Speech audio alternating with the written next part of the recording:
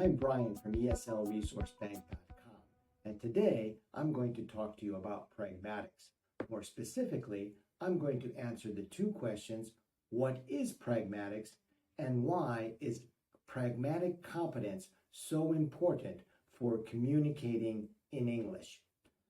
Pragmatics is a branch of linguistics, like semantics and syntax, but for me at least, I find it much more interesting. Syntax is the part of linguistics that studies the structure and formation of sentences. It explains how words and phrases are arranged to form correct sentences. Basically, it's grammar. Grammar is very important for understanding language, but it's not the be-all and the end-all.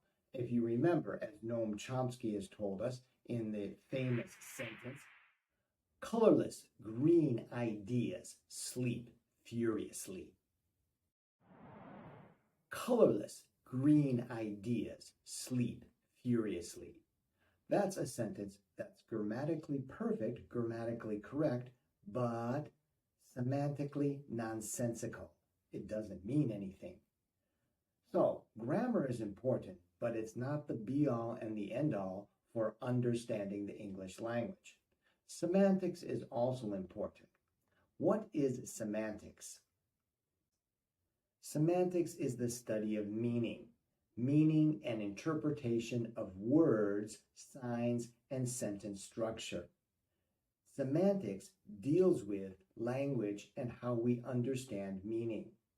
Semantics is literal meaning versus figurative meaning. Semantics is one branch of linguistics that does focus on the challenge of understanding meaning in language, but for me at least, it's not as interesting as pragmatics. Pragmatics focuses on speaker meaning. Now, grammar and vocabulary are very important for understanding the English language, as well as pronunciation, phonology, and other aspects of language learning. However, pragmatics is essential because pragmatics is the study of the choices we make when we're speaking a language. It's about speaker meaning. Pragmatics answers the question why. Why do we say one thing instead of another? We'll begin by going over some answers to the question, what is pragmatics? The first answer would be pragmatics is the study of speaker meaning. Let me give you some examples. If a person says, "Can you pass the chips and salsa?"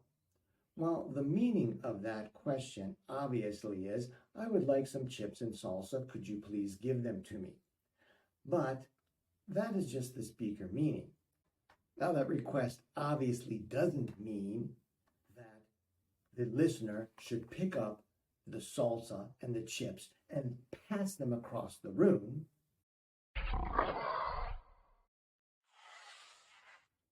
Let's look at another example. If the speaker says, "I've been waiting for ages," well, the literal meaning is the speaker has been standing there for years and years and centuries and decades and centuries and decades. But, of course, that's not the case. The speaker meaning is, I'm a little irritated that you're late. Why did I have to wait so long? Why didn't you come earlier? Why didn't you come on time? I've been waiting for ages. So, as we can see, the literal meaning and the speaker meaning are often different. That is one of the things that makes understanding the English language confusing. How about this example? I guess I'm not hungry. Well, the literal meaning is that the speaker pretty much feels that they're not hungry, that they're not ready to eat yet. However, think of a situation, think of the context of the statement, I guess I'm not hungry. First, one speaker says, "Hey, let's have some pizza."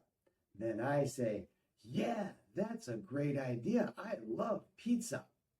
Then the person I'm talking with says, "Great, here's the pizza I ordered. It's pizza with corn." Corn on top of pizza? I take a look at it, and of course my reaction is going to be, I guess I'm not hungry. Got it? And of course, there's an example that you've probably seen in movies or TV shows where an actor may say something like, can you give me a hand?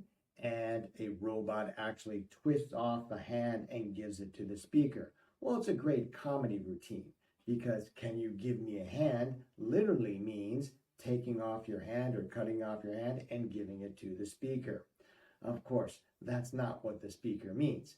Can you give me a hand figuratively means, can you help me?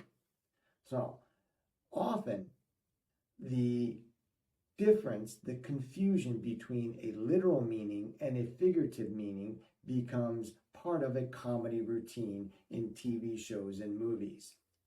Let's move on to the next answer. A second answer to our question, what is pragmatics, is it's the study of contextual meaning. Think of an easy question. What do you play? Well, what can that one question mean? It depends on the context that the speaker asks the question in. What comes before the question? What are the surroundings? What's the context of the conversation? What are we talking about? Think of several contexts where that question could be used. First, one speaker may say, hey, you look like a musician. And the answer might be, sure, I'm in a band. Then the question would be, what do you play, in reference to a musical instrument? If in another context, there's a conversation, the first speaker says, hey, John, how are you? Where are you going? And John says, I'm going to basketball practice. Oh, basketball practice? I didn't know you were on the team. Yeah, I play basketball. Really? What do you play? In that context, it means what position do you play? And of course, the answer would be something like I play center or I play guard. Let's think of another context where that question could have a completely different meaning. The first speaker says, I like to go to Las Vegas and gamble sometimes. Well, the next response to that statement might be the question, what do you play? I play slots, but sometimes I play poker. Now, a third answer to the question, what is pragmatics, is pragmatics is the study of how more is communicated than what is said. Think of the question, would you like a cup of coffee? Well, if you're in a restaurant sitting down and the waiter or waitress comes to your table and says, would you like a cup of coffee? Well, they pretty much mean, do you want some coffee? However, if you're talking with a friend and your friend says, would you like a cup of coffee? Would you like to come in for a cup of coffee? Would you like to go out for a cup of coffee? Well, that question probably has a much deeper meaning than just, do you want some coffee? That question, in a different context, the speaker is implying that they would like to have a much deeper conversation or establish more intimacy with the person they're talking to. Perhaps there's a problem and they would like to discuss that problem over a cup of coffee.